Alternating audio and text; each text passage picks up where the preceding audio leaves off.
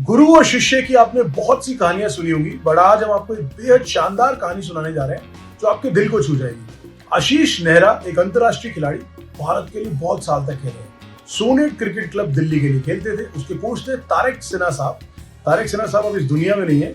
एक दिन practice session होता है सोनेट क्रिकेट क्लब में, तो तारिक सिन्हा साहब 2 से 3 घंटे लेट आते हैं। अब क्योंकि आशीष नेहरा एक बड़े सीनियर खिलाड़ी थे, तो अपने कोचेस के साथ हंसी मजाक मस्करी कर लिया करते थे लाइटर नोट पे।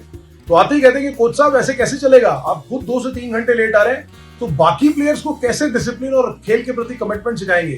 तो कोच साहब कहते हैं कि भाई तुम हो अंतर्राष्ट्रीय खिलाड़ी, तुम रहते हो बड़े महलों में, बंगलों में, मैं हूं एक छोटा सा कोच, किराए के मकान में रहता हूं, नौकरी करके गुजारा करता हूं। मकान मालिक ने 2 दिन का समय दिया और मकान खाली करने के लिए बोल दिया, नोटिस दे दिया।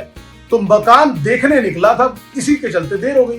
खैर चलिए, उस दिन बात हो गई और बात आई गई होगी। अब 2 दिन तक सेशन नहीं हुआ क्योंकि बारिश थी।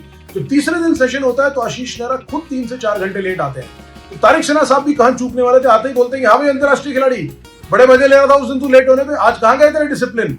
तो आशीष नेहरा अपनी जेब से एक चाबी निकालते हैं जो कि उन्होंने परचेज किया था तारिक सिन्हा साहब के लिए, और कहते हैं कि जिसका कोच किराए के मकान में रहता हो उसके लिए घर ढूंढने में 2 दिन तो लग ही जाएंगे, और कितने शर्म की बात है हमारे लिए कि आप किराए के मकान में रहते हैं। चाबी देते हुए उन्हें बोलते हैं कि रेनोवेशन चल रहा है उस घर में, 10 दिन के बाद मकान तैयार हो जाएगा, आप उस घर में शिफ्ट हो जाएंगे।